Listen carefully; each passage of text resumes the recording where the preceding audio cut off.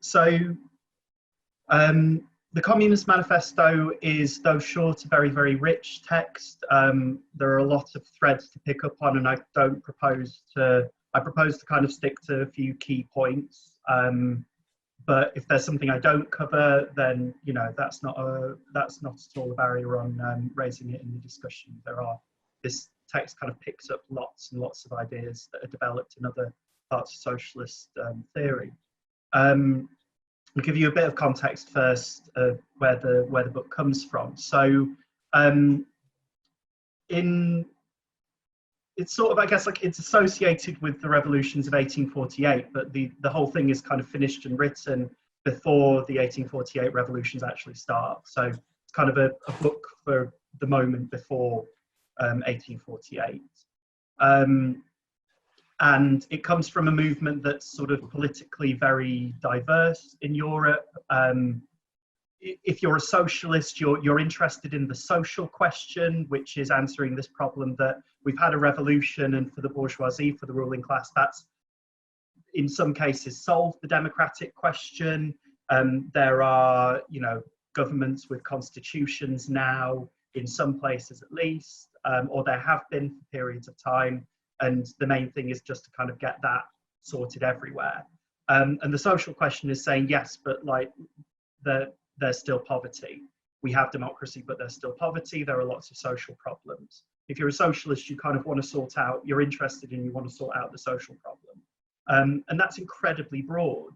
And the Communist Manifesto intervenes into that and says, we are communists and this is what we think. In 1846, Marx and Engels, along with others, set up the Communist Correspondence Committee, and they begin exchanging ideas and kind of discussing their thoughts. One of the groups they establish links with is the League of the Just, which is set up in London. And in June 1847, it renames itself the Communist League. At its June Congress, and has a second Congress in December 1847, which kind of Marx and Engels' ideas, Marx and Engels succeed in sharpening the ideas of the Communist League. So in June, the League says its aim is the emancipation of humanity by spreading the theory of the community of property and its speediest possible practical introduction. So quite kind of, we want the community of property. We want it to come about as fast as possible. There's not really an agency there. It's a kind of like a grand idea. And by December, Marx and Engels have succeeded in getting that changed to the aim of the League is the overthrow of the bourgeoisie, the rule of the proletariat, the abolition of the old bourgeois society, which rests on the antagonism of classes, and the foundation of a new society without classes and without private property. And that introduces some of the kind of core ideas that are then carried over into the Communist Manifesto, that what communists are interested in is conflict between classes. What they want to do specifically is overthrow the bourgeoisie, the ruling class of our society, a capitalist society. And what they want to do is create a new society without private property. More on that later. Marx is asked to redraft the program of the Communist League and goes away to write the Communist Manifesto. It takes him a while. The Central Committee has to write to him saying, hurry up. And even then, it's probably the case that he missed the deadline, which I don't like that story because it kind of encourages people in our movement to develop further bad habits of not being punctual. But what the Communist Manifesto achieves is a sharpening of ideas in the movement, and it becomes a much more important text further on. It's an important text for the First International. Engels, in an introduction he wrote in 1888, in a preface he wrote to the manifesto in 1888, talks about how these sorts of ideas helped the First International, which came later, to kind of develop politically and carried the kind of early working class movement kind of forward in its political thinking. And specifically, it kind of sharpens those ideas in terms of, we're interested in the social question, but we have a specific set of ideas about how that can be dealt with, to do with the abolition of capitalism and to do with working class agency. People who are going to do it are the organised working class. Like I said, the text is very rich and opens up a lot of ideas. I'm going to focus on 3 things that I think are interesting and important. At least one of them, hopefully, we'll have some disagreement about, I think, maybe. Those ideas are capitalist progress, working class agency, and what the communists do, what the communists should do.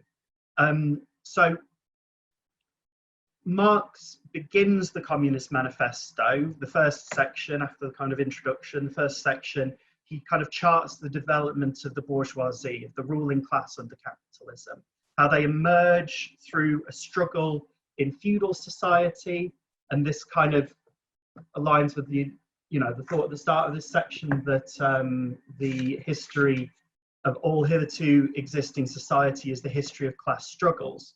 And that applies to our society, it also applies to previous societies. For instance, feudalism, out of which the bourgeoisie kind of breaks free.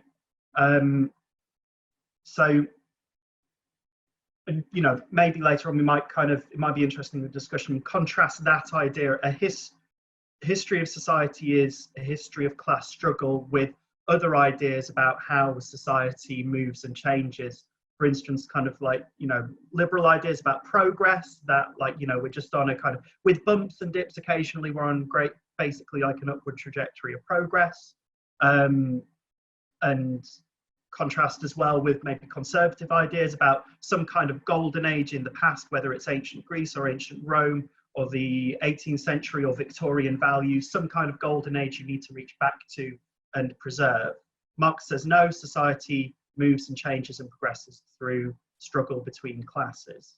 And in the struggle that the bourgeoisie go through, Marx talks about the kind of changes that they make to society, and he talks about the progress that capitalism goes through, that capitalism brings about. So he talks about, for instance, the bourgeoisie, wherever it has got the upper hand, has put an end to all feudal, patriarchal, idyllic relations. It has pitilessly torn asunder the motley feudal ties that bound man to his natural superiors, and has left remaining no other nexus between people than naked self-interest, than callous cash payment.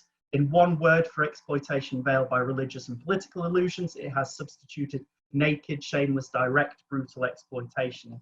He argues it's simplified or stripped away a lot of the kind of like ideas that kind of lay over the top of class exploitation. It has accomplished wonders far surpassing Egyptian pyramids, Roman aqueducts, and Gothic cathedrals. It has conducted expeditions that put in the shade all former exoduses of nations and crusades.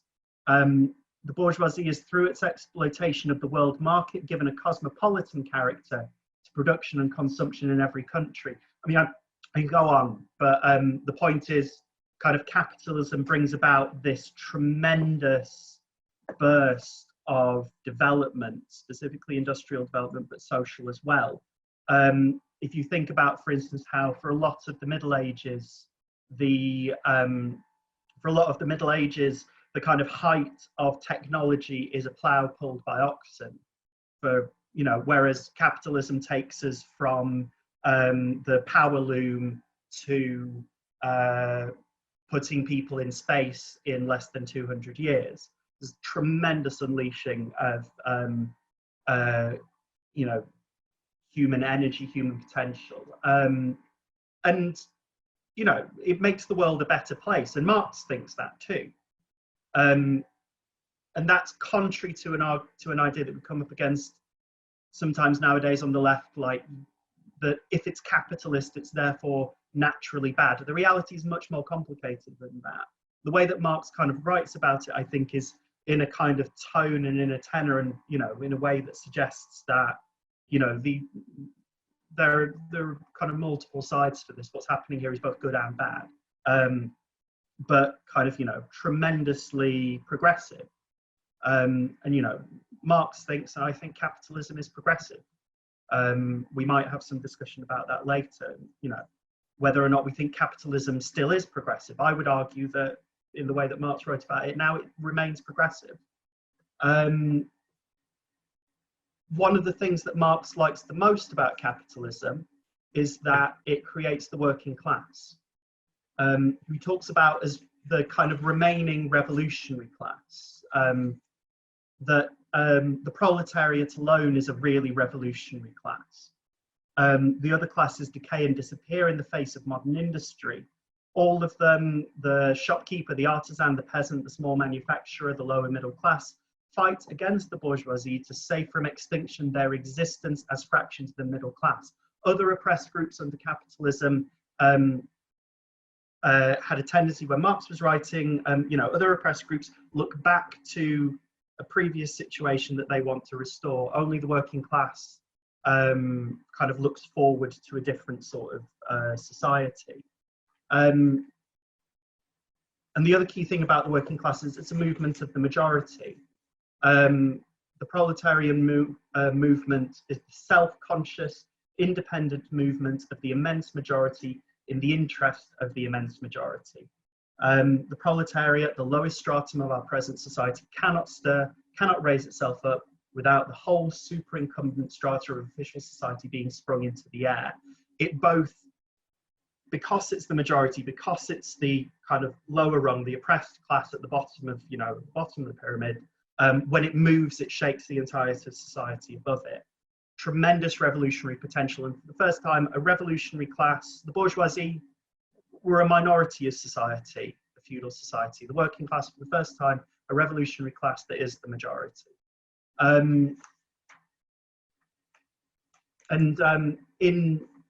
In writing the Communist Manifesto, in calling themselves communists, Marx and Engels are making a kind of conscious bid to link to that movement. So in the 1888 preface, Engels says, he kind of explains that at the time socialists were, people who called themselves socialists were people with lots of utopian theories. They had a plan for how they wanted the world to be, and they felt that like that plan was perfect. You just needed to convince people of it. You just needed to convince them of it and carry it out, whether the person you needed to convince was like the King of Prussia, or, you know, some kind of powerful landowner, or if you just needed to sail to America, set up a perfect model city or town, village, and kind of prove to the rest of society. The socialists were utopians.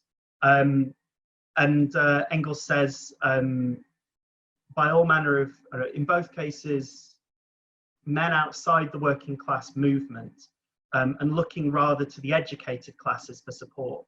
Whatever portion of the working class have become convinced of the insufficiency of mere political revolutions and have proclaimed the necessity of a total social change, that portion then called itself communist. It was crude, rough-hewn, purely instinctive sort of communism. Still, it touched the cardinal point and was powerful enough amongst the working class to produce the utopian communism in France of Cabet, in Germany of Weitling.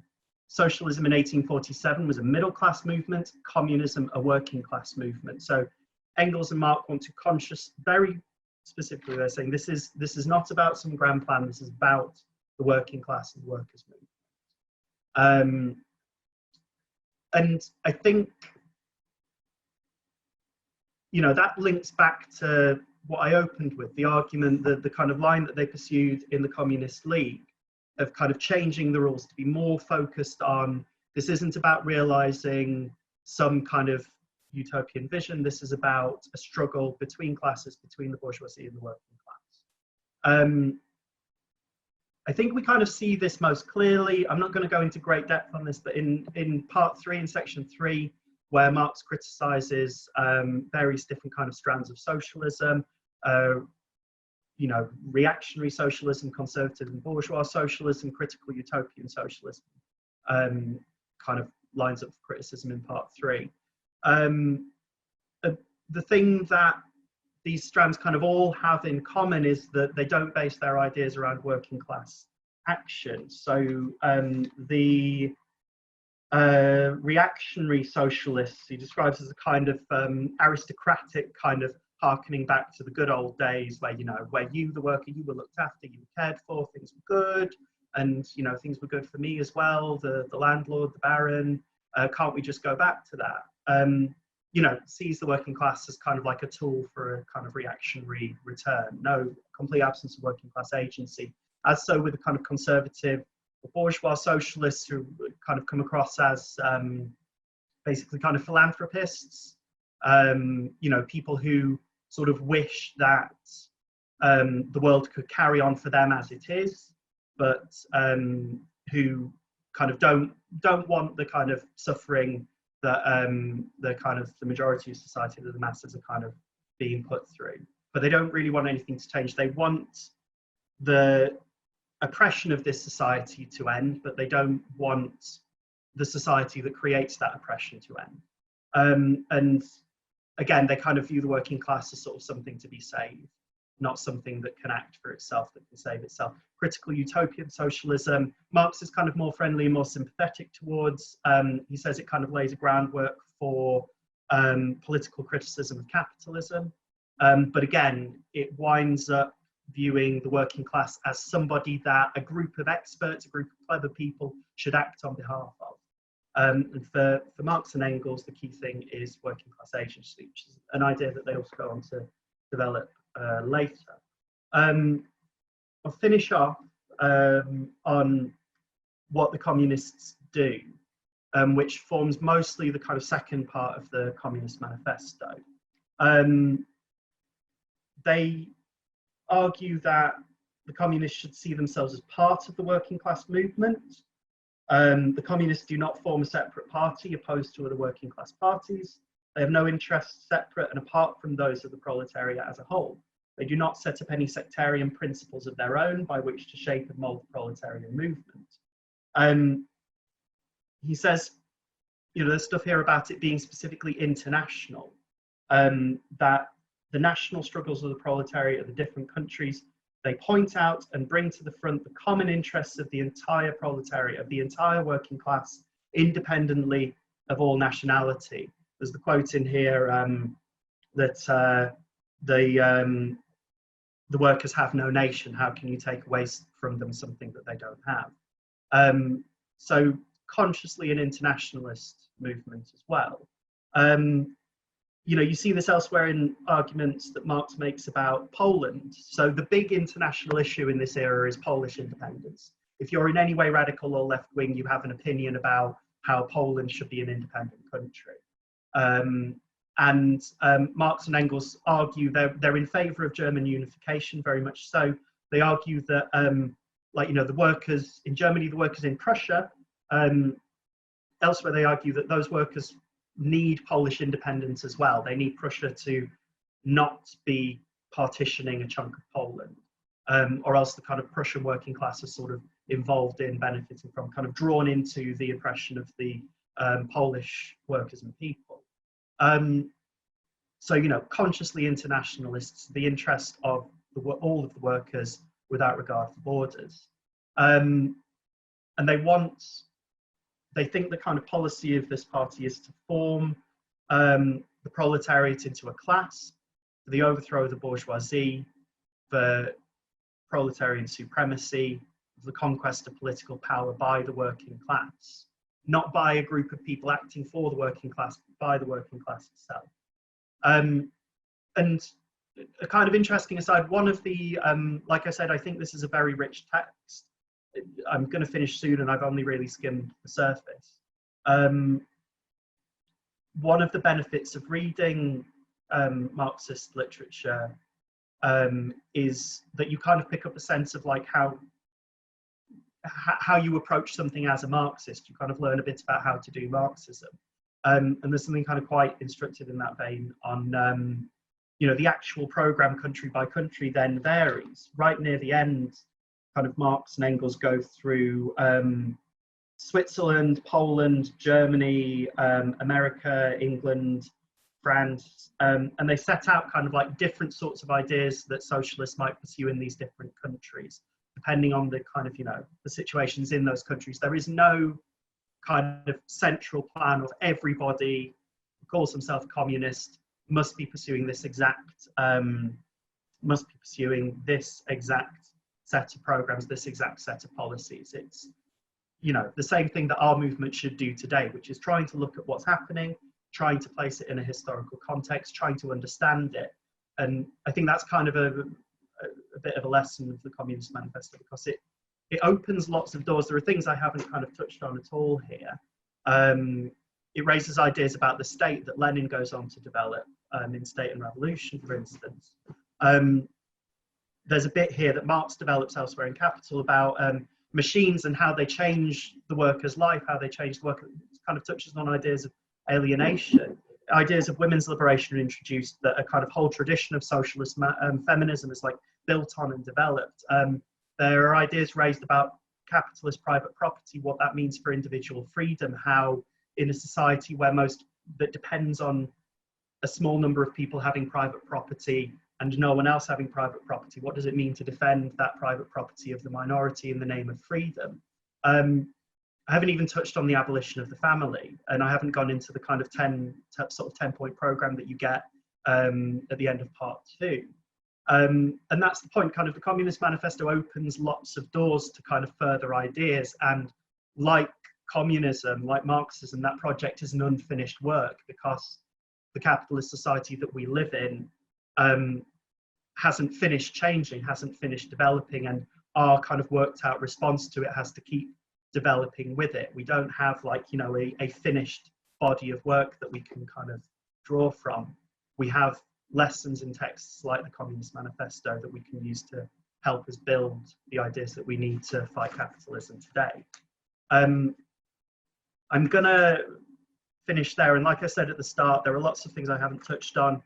Please, people should raise those things in the discussion. I think every time you read the Communist Manifesto, or at least I find more recently, every time I read it, I kind of start focusing on different parts, different things. It's definitely a book that kind of pays rereading. I've got some kind of points, if we need, that I thought we might discuss around, but I'll finish there. Thanks, everybody. Thanks, everybody. This has kind of re-proved to me one of the reasons why I like the Communist Manifesto so much, because it throws up so many things, opens up so many avenues to different points and ideas. It's kind of like a sort of spaghetti junction into the various strands of thought in the Marxist movement. It kind of opens up into lots of different areas of socialist political theory. And I'll kind of go through people's points. They kind of came up in order.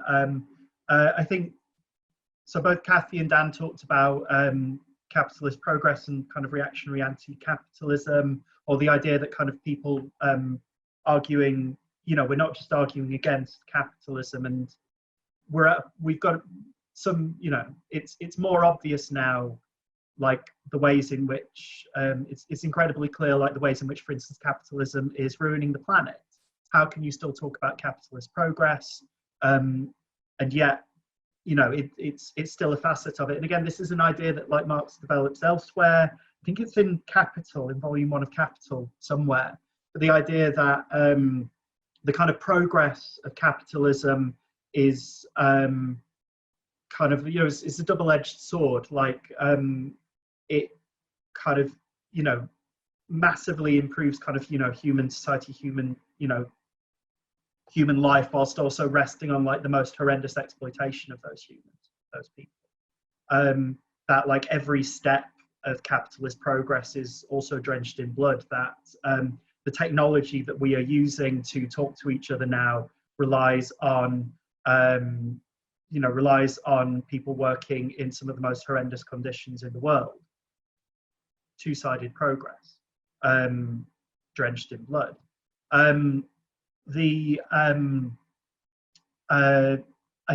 Willie's point about an analysis of race or racism, really interesting, really important, and I think a kind of example of a strand of theory that's sort of like it's not there in the Communist Manifesto. I think, like, you can read it as being implicit in the idea of kind of like the sort of unity of the working class regardless of borders, but you don't need to read it as implicit in that. I think, you know, it's not necessary it's not necessarily true that Marx was thinking that as he wrote it. Probably quite unlikely.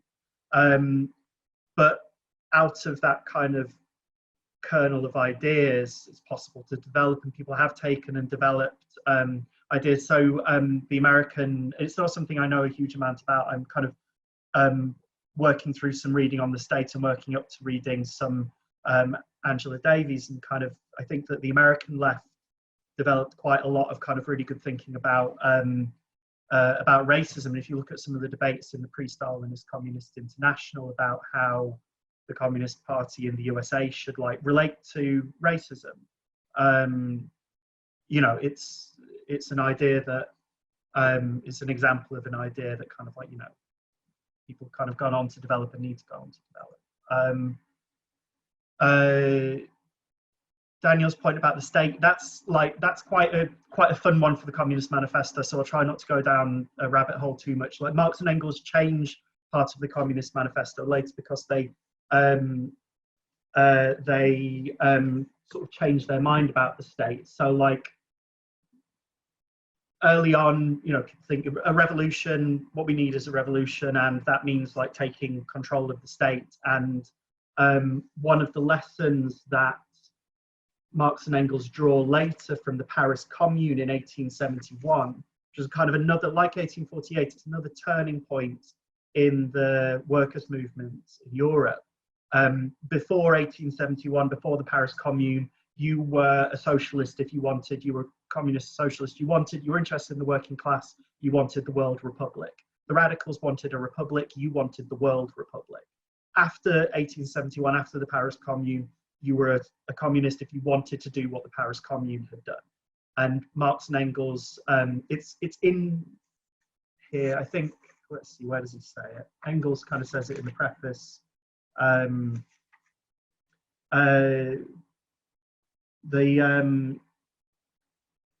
the Paris Commune, where the proletariat for the first time held political power for 2 whole months, this program has in some details become antiquated.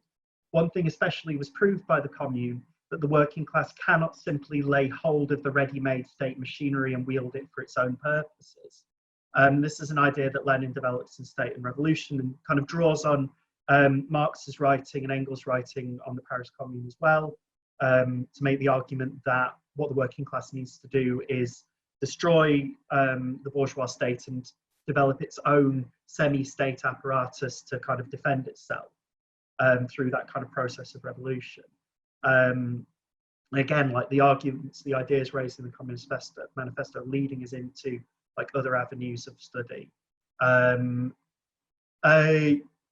kind of Lev's point, Lev's discussion with his friend. I